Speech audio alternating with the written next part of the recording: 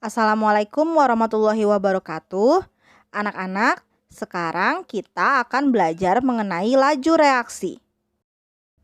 Sebelumnya, kita harus tahu dulu apa itu reaksi kimia. Di dalam kimia, reaksi bisa terjadi jika ada perubahan suatu reaksi yang berubah menjadi produk atau hasil reaksi.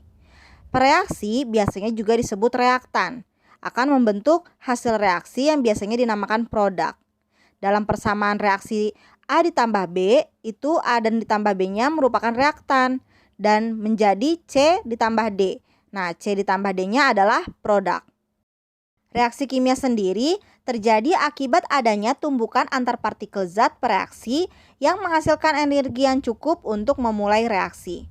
Nah, reaksi kimia ada yang berlangsung secara cepat dan ada juga yang berlangsung secara lambat. Cepat atau lambatnya suatu reaksi berlangsung dinyatakan sebagai ukuran seberapa cepat produk suatu reaksi dapat terbentuk atau seberapa cepat zat reaksi mengalami reaksi. Jadi kalau dia cepat membentuk produk berarti laju reaksinya berjalan dengan cepat. Atau bisa juga dilihat dari seberapa cepat suatu reaktan mengalami reaksi. Jadi kalau dia cepat bereaksi si reaktannya berarti laju reaksinya berjalan dengan cepat.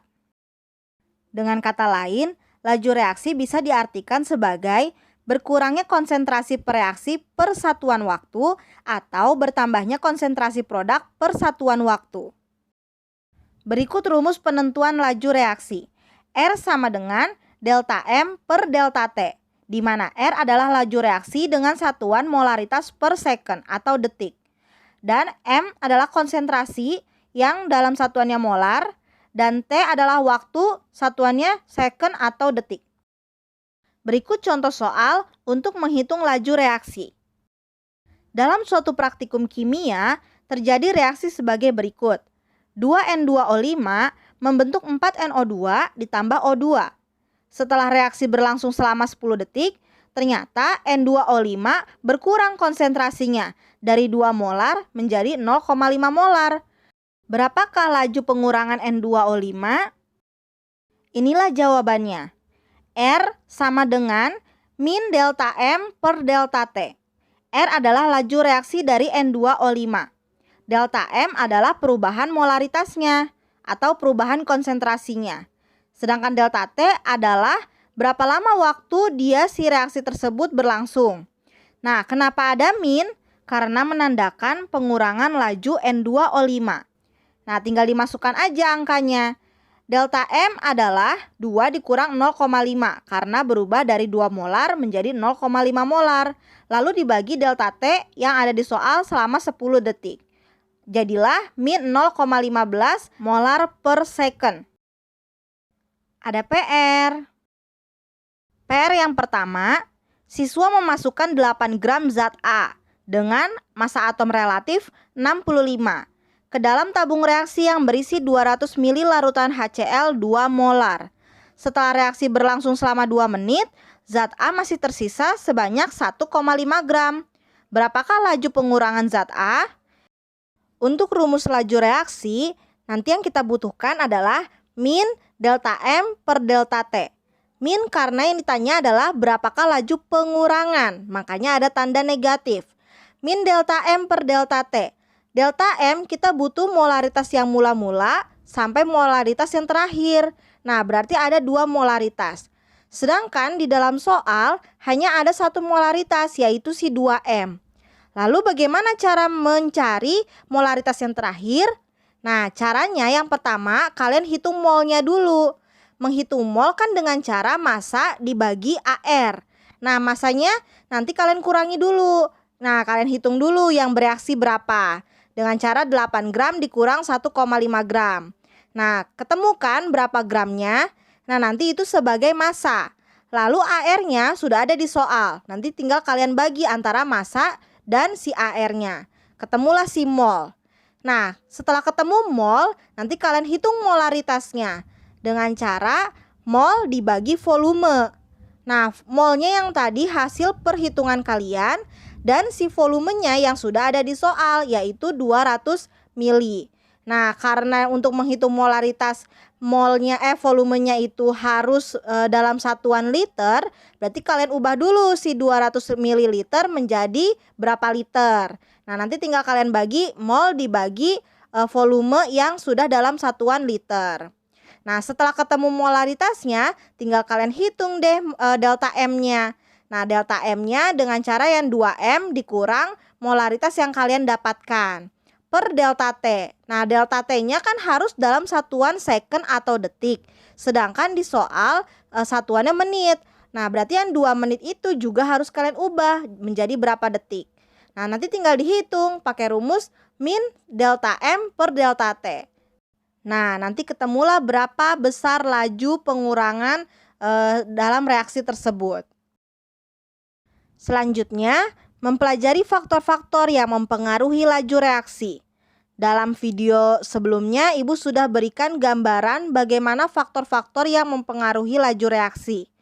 Yang pertama ada konsentrasi, kedua tekanan, ketiga suhu, keempat luas permukaan, dan kelima katalis.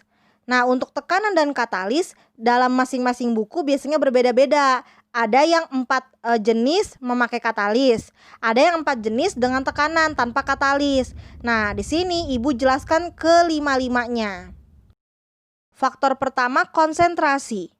Jika konsentrasi diperbesar atau memang dalam keadaan konsentrasinya yang tinggi, menandakan bahwa larutan tersebut bersifat pekat.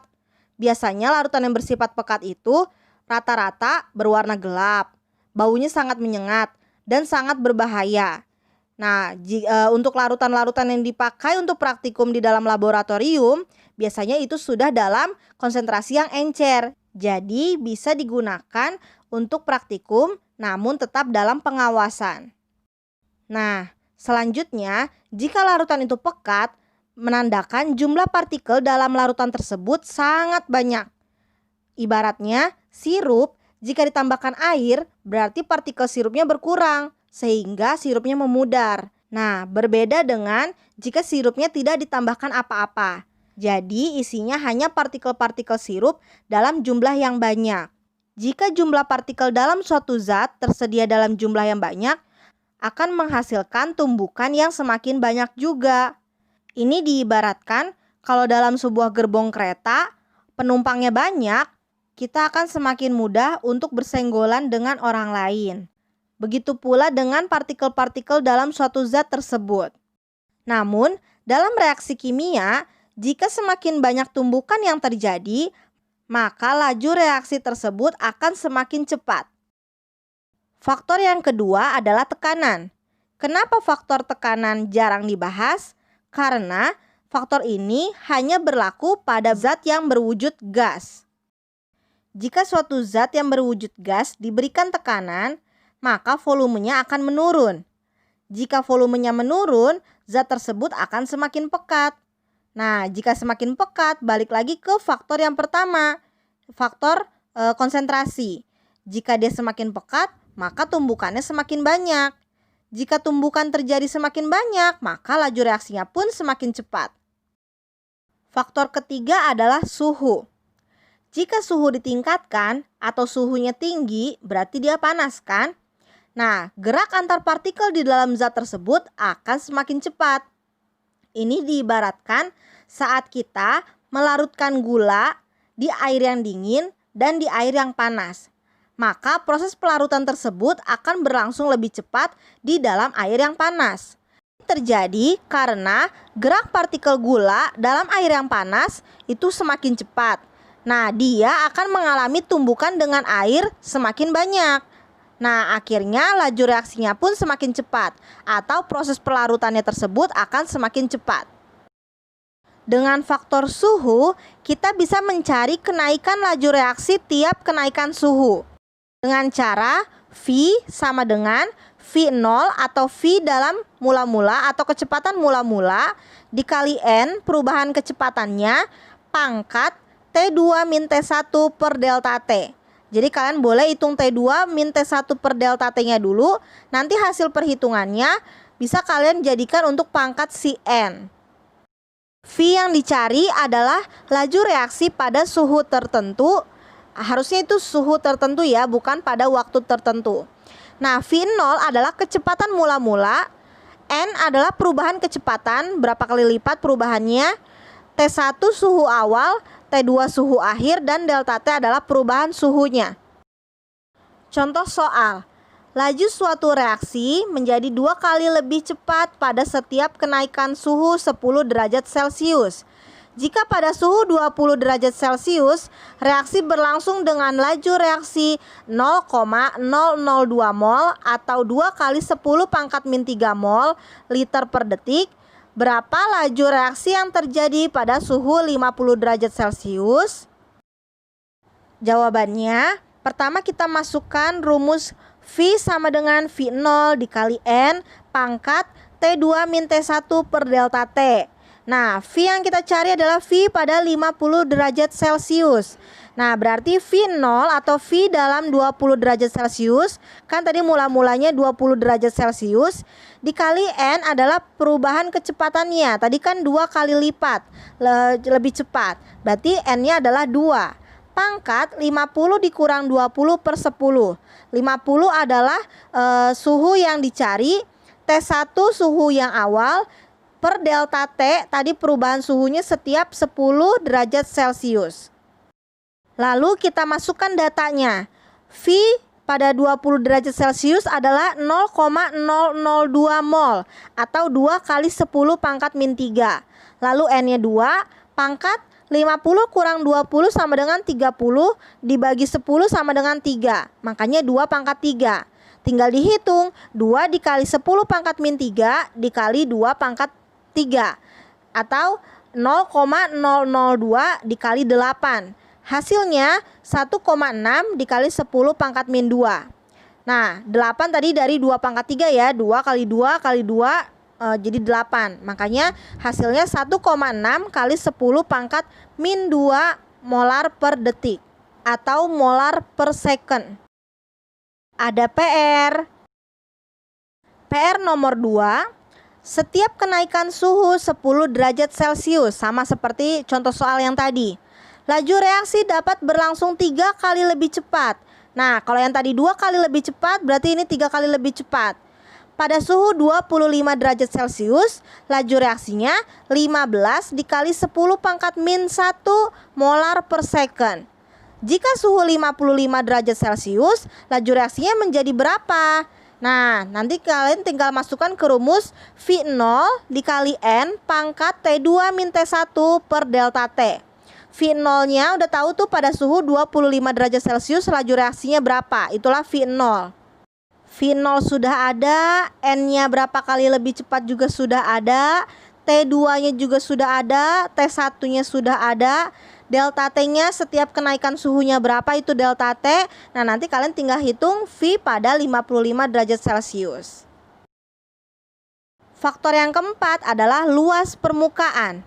Nah, luas permukaan jika diperbesar, maka semakin besar bidang sentuh antara partikel-partikel dalam suatu zat. Contohnya begini. Ada satu kepingan vitamin C. Nah, pertama dia berbentuk kepingan itu kan lebarnya hanya sebesar koin. Nah, jika dimasukkan ke dalam air, reaksinya sekian. Lalu kita buat yang kedua, kita tumbuk itu kepingan vitamin C tadi. Nah, setelah kita tumbuk jadi serbuk kan. Nah, kalau kita masukkan ke dalam cairan atau larutan, luas permukaannya menjadi bertambah. Yang tadinya dia cuma sebesar kepingan uang logam, dia nanti akan menyebar di dalam air atau di dalam larutan yang kalian gunakan. Nah, itulah yang diartikan sebagai luas permukaannya menjadi lebih besar. Nah, ternyata semakin besar luas permukaannya, maka semakin banyak peluang tumbukan terjadi. Nah, balik lagi seperti faktor-faktor yang sebelumnya. Kalau semakin banyak tumbukan, berarti laju reaksinya pun semakin cepat. Faktor yang terakhir adalah katalis. Katalis adalah suatu zat yang jika ditambahkan akan mempercepat suatu reaksi. Nah, katalis sendiri jika ditambahkan maka akan mengakibatkan energi aktivasi menjadi menurun. Nah, kalau energi aktivasi si reaksinya menurun, jadi dia akan semakin cepat untuk membentuk kompleks teraktivasi. Nah, kalau sudah kompleks teraktivasi itu terbentuk, maka laju reaksinya pun semakin cepat. Untuk mempermudah mengingatnya atau memahaminya, kalian ingat aja, kan fungsi katalis ditambahkan untuk mempercepat suatu reaksi. Jadi, kalau ada penambahan katalis, berarti reaksinya akan semakin cepat. Kemudian kita belajar menentukan orde reaksi. Contoh persamaan reaksi yang diberikan adalah A ditambah B menjadi C ditambah D. Nah, untuk menghubungkan antara reaksi dan konsentrasi reaktan dengan konstanta laju dapat dituliskan dengan bentuk persamaan reaksi, yaitu yang dinamakan persamaan laju reaksi. Persamaan laju reaksi bentuknya R sama dengan K dikali konsentrasi zat A dengan orde X dan konsentrasi zat B dengan orde Y. Contohnya untuk reaksi 2NO ditambah O2 menjadi 2NO2. Di sini ada tabel data percobaan dari percobaan 1 sampai percobaan kelima. Nah, percobaan 1 sampai kelima memiliki masing-masing konsentrasi zat NO dan konsentrasi zat O2 yang berbeda-beda. Untuk konsentrasi zat NO dan O2 yang berbeda-beda memiliki laju reaksi yang berbeda-beda juga di setiap percobaannya. Untuk menuliskan persamaan laju reaksi, kita harus mencari orde reaksi dari masing-masing zat tersebut. Namun, pertama-tama kita tuliskan terlebih dahulu model persamaan laju reaksinya. Yang tadinya R sama dengan K dikali konsentrasi zat A dengan orde X dan konsentrasi zat B dengan orde Y menjadi R sama dengan K dikali konsentrasi zat NO karena di situ ada NO yang bereaksi dengan orde X dan konsentrasi zat O2 dengan orde Y. Nantinya X dan Y tersebut mempunyai nilai masing-masing yang harus kita ketahui. Berikut cara mengetahui orde dari masing-masing zat yang bereaksi. Yang pertama kita cari adalah orde NO. Untuk mencari orde NO, cari juga nilai molaritas O2 yang sama. Nah, dalam tabel kita bisa ambil data percobaan nomor 1 dan nomor 2 atau nomor 4 dan nomor 5.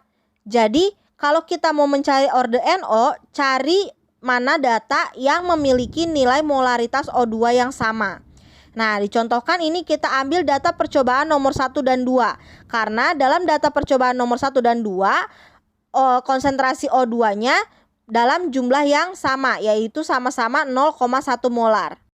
Jika kita sudah tentukan mana data percobaan yang diambil, kita tuliskan rumus yang R sama dengan K dikali konsentrasi zat NO dengan orde X dan konsentrasi zat O2 dengan orde Y. Nah, kira kita bisa tuliskan R0 pada percobaan pertama per R0 pada percobaan yang kedua sama dengan K pada percobaan yang pertama per K pada percobaan yang kedua. NO pada percobaan yang pertama per NO pada percobaan yang kedua dipangkatkan dengan orde X. Begitu pula dengan O2 pada percobaan yang pertama dan konsentrasi O2 pada percobaan yang kedua dengan orde Y.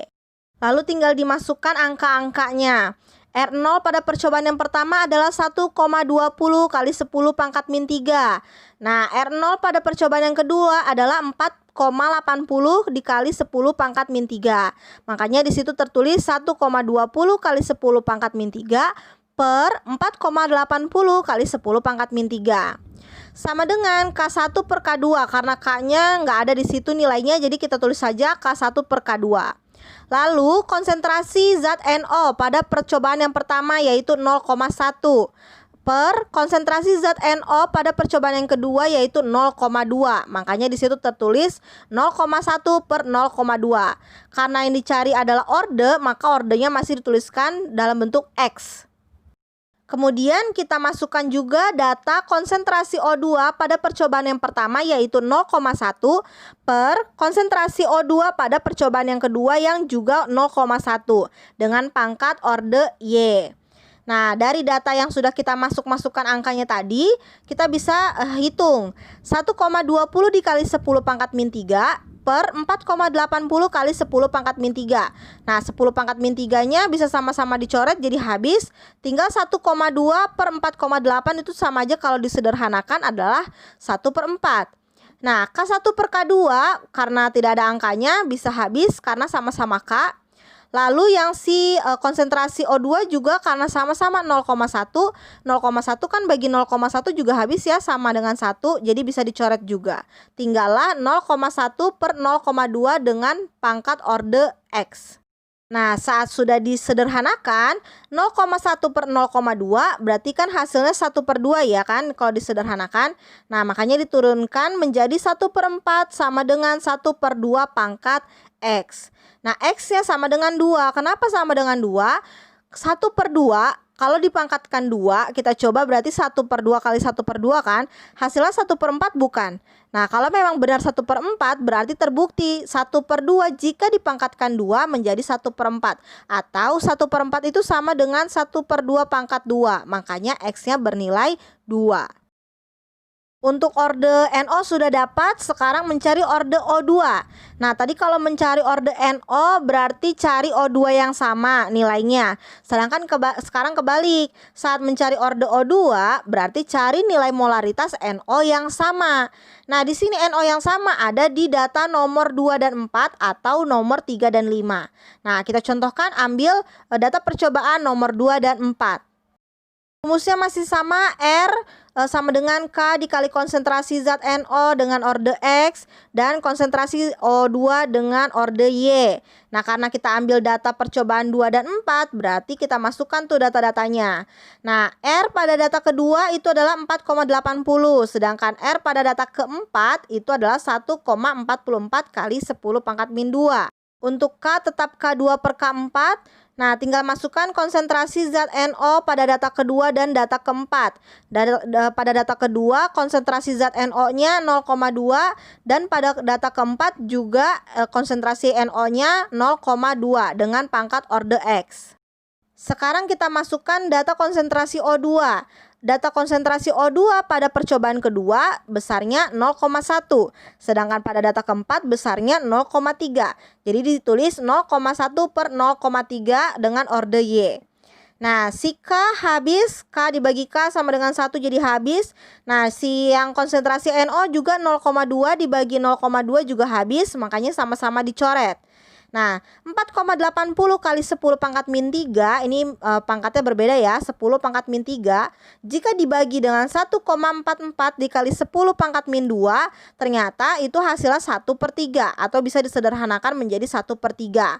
Nah, sedangkan si 0,1 per 0,3 pada konsentrasi O2 disederhanakan juga menjadi 1 per 3. Berarti di sini kan 1 per 3 sama dengan 1 per 3. Jadi 1 per 3-nya nggak berubah. Kalau data yang nggak berubah itu berarti 1 per 3 pangkat 1. Karena apapun yang dipangkatkan 1 berarti hasilnya dirinya sendiri gitu. Makanya di sini berarti orde Y-nya bernilai 1. Orde NO sudah dapat yaitu 2, orde O2 sudah dapat yaitu 1. Nah, berarti sekarang kita bisa tentukan persamaan laju reaksinya. Tadi kan masih kosong laju reaksinya. R sama dengan K NO pangkat X tadi gitu kan, dan O2 pangkat Y. Nah, sekarang si NO-nya udah tahu kita tuh X-nya nilainya berapa, yaitu nilainya 2. Makanya di sini tertulis NO dengan pangkat 2. Lalu O2-nya pangkat 1. Nah, pangkat 1 nggak usah ditulis, berarti tinggal R sama dengan K, NO pangkat 2 dan O2. Nah, di sini untuk laju reaksi, khususnya untuk menentukan orde reaksi, tanda kurungnya itu tidak boleh diubah menjadi kurung yang melengkung. Jadi tanda kurungnya seperti yang Ibu contohkan di dalam video ini. Nah, salah tanda kurungnya saja itu bisa mempunyai arti yang lain. Nah, jadi di sini kalau kalian ganti tanda kurungnya di PR yang kalian buat, nanti akan Ibu kurangi nilainya. Jadi diingat ya, tanda kurungnya tidak boleh diubah dengan kurung yang melengkung. Jadi tanda kurungnya harus seperti kurung yang Ibu contohkan dalam video ini. Jika kalian menemukan soal di mana kalian diminta untuk menentukan order reaksi total. Mudah aja, tinggal digabungkan atau dijumlahkan order reaksi yang pertama dengan order reaksi yang terakhir, atau order reaksi X ditambah order reaksi Y. Nah, kebetulan tadi order NO adalah 2 dan order O2 adalah 1. Berarti order reaksi totalnya adalah 2 ditambah 1 menjadi 3. Selanjutnya, jika kalian menemukan soal yang meminta kalian untuk menentukan harga konstanta atau K yang tadi setiap laju reaksi. Nah, di sini caranya adalah kalian tuliskan dulu persamaan laju reaksi yang sudah kalian dapatkan atau yang tertera di dalam soal.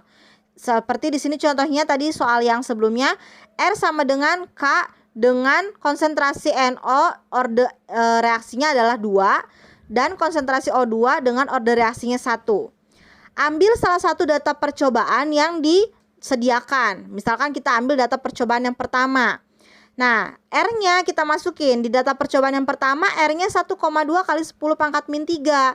Sama dengan K dikali konsentrasi zat NO pada data percobaan pertama kan tadi 0,1. Makanya dimasukin 0,1 pangkat 2. Lalu konsentrasi O2 pada percobaan 1 juga 0,1. Jadi di situ dimasukin angkanya 0,1 pangkat 1. Nah, di sini kalian bisa turunkan lagi menjadi 1,2 dikali 10 pangkat min 3 sama dengan K dikali, kalian hitung tuh, 0,1 pangkat 2 dikali 0,1 atau 0,1 pangkat 1 hasilnya berapa? Nah, kebetulan di sini hasilnya 10 pangkat min 3. Nah, di sini jadi nanti untuk menghitung K-nya tinggal dibalik. 1,2 dikali 10 pangkat min 3 menjadi dibagi 10 pangkat min 3. Nah, ketemulah hasilnya 1,2. Jadi, harga konstanta laju reaksinya adalah 1,2. Lalu jika kalian menemukan soal lagi yang meminta kalian mencari R atau besar laju reaksi.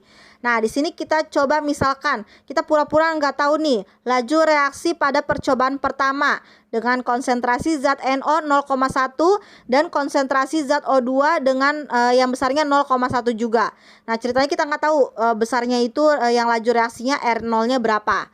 Nah, cara mencarinya adalah sebagai berikut. Tadi kan kita sudah tahu order NO-nya adalah 2, order O2-nya adalah 1. Nilai K-nya kita juga sudah tahu, tadi kita sudah hitung ternyata dapat 1,2. Nah, dari dalam data di dalam tabel, molaritas NO adalah 0,1 dan molaritas O2 adalah 0,1 dari data dalam tabel pada percobaan pertama. Nah, persamaan laju reaksi juga kita sudah bisa menuliskan R sama dengan K NO pangkat 2 dan O2 pangkat 1. Nah, untuk mencari R-nya tinggal masukin aja angka-angka yang kita ketahui itu. K-nya diganti 1,2, konsentrasi NO-nya diganti 0,1 sesuai yang di dalam tabel. Order si NO-nya adalah 2, lalu konsentrasi O2-nya adalah 0,1 dan order O2-nya adalah 1, jadi nggak usah ditulis. Nah, nanti tinggal dikalikan 1,2 dikali 0,1 pangkat 2 dikali 0,1. Nah, ternyata terbukti benar yang ditemukan adalah R-nya sama dengan 1,2 kali 10 pangkat min 3. Ini sesuai seperti yang di dalam tabel bahwa jika konsentrasinya 0,1, konsentrasi NO dan konsentrasi O2-nya juga 0,1, ternyata laju reaksinya adalah 1,2 dikali 10 pangkat min 3. Ada PR. PR nomor 3, Ibu berikan kalian data 5 kali percobaan dari KI, NaOCl, dan OH- dengan laju reaksi yang berbeda-beda. Yang pertama, kalian diminta untuk menentukan order reaksi KI. Nah, untuk mencari order reaksi KI berarti kalian pilih data percobaan yang memiliki konsentrasi NaOCl dan OH-nya dengan jumlah molar yang sama. Nah, untuk yang kedua, order reaksi NaOCl berarti kalian cari data di mana konsentrasi si KI dan OH- dalam jumlah yang sama, molaritasnya sama. Nah, untuk yang C, order reaksi OH berarti kalian cari data percobaan yang memiliki jumlah konsentrasi KI dan NaOCl yang sama. Selanjutnya, kalian diminta menuliskan persamaan laju reaksi. Yang R sama dengan K, nanti dalam kurung apa, pangkat apa. Nah, itu harus kalian bisa tentukan persamaan laju reaksinya. Terus yang E, kalian hitung order reaksi totalnya. Berarti ketiga order yang kalian temukan itu kalian jumlahkan. Itulah order reaksi total. Yang F, harga konstanta laju reaksi. Berarti kalian harus hitung K-nya berapa nilainya. Tadi juga ada di contoh soal, udah Ibu berikan cara menghitung nilai K-nya. Yang terakhir, yang G, kalian hitung nilai X. Kalian perhatikan di dalam tabel bahwa ada tanda X di keterangan laju reaksi pada data percobaan kelima. Nah, berarti kalian harus cari R0 pada percobaan yang kelima. Nah, caranya seperti mencari R0 yang sudah Ibu berikan di penjelasan sebelumnya. Ingat, untuk mengerjakan semua PR yang menggunakan tanda kurungnya tidak boleh diubah menjadi tanda kurung yang melengkung. Nah, jika tanda kurungnya berubah akan mengurangi poin yang kalian dapatkan. Sekian, terima kasih.